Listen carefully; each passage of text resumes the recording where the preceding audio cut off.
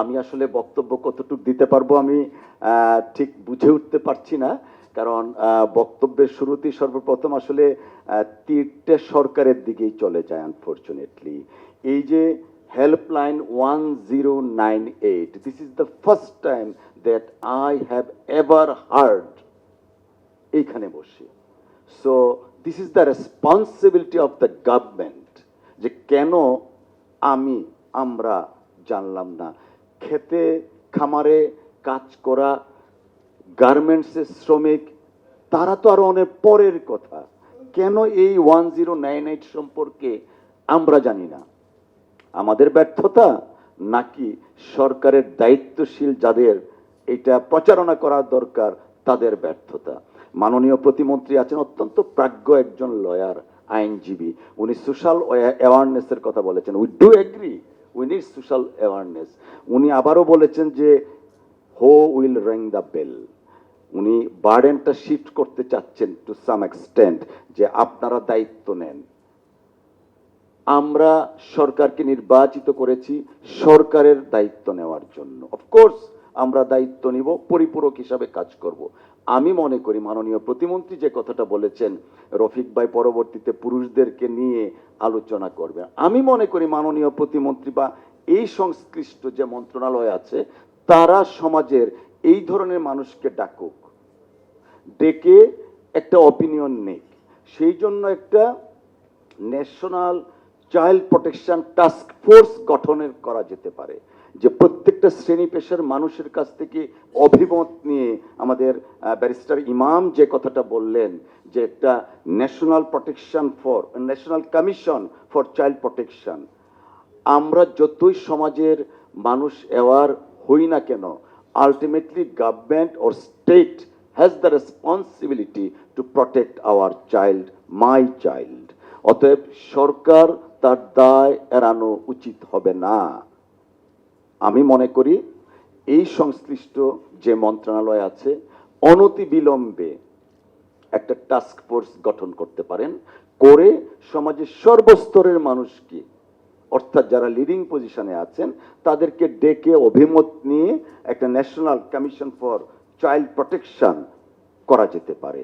এবং এই ক্ষেত্রে আমাদের মিস দৌলা যে কথাটা বলেছেন, উন্নত বিশ্বের সব জায়গায় আছে যে আপনার ওই যে চাইল্ড অফেন্ডার রেজিস্ট্রেশন ডাটা, সেটা এখনো হয়নি।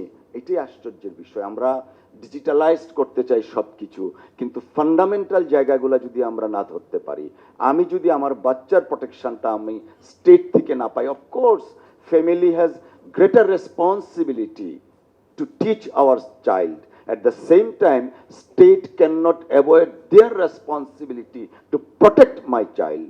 সেই ক্ষেত্রে রাষ্ট্রকে প্রোটেকশনের জায়গা থেকে এগিয়ে আসতে হবে। পাশাপাশি বিচার বিভাগ বা বিচার ব্যবস্থা নিয়ে কথা বলেছেন। দেখেন, আমরা অনেক বিষয়েই fast track investigation, fast track বিচার ব্যবস্থা চালু করতে পারি।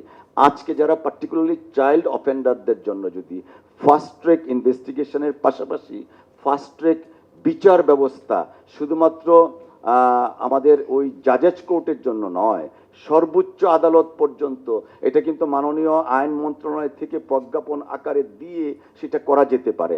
আজকে দেখেন, হয়তোবা রামিসার রায় হবে, কিন্তু সেই রায় কার্যকর হতে এর মধ্যে আরো কত রামিসাকে আমাদের দেখতে হবে।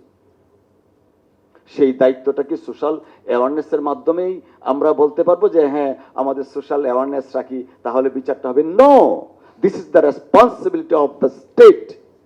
কেন আরো 20 বছর বা 10 বছর রামিচার সর্বোচ্চ বিচারটা দেখার জন্য আমাদেরকে অপেক্ষা করতে হবে?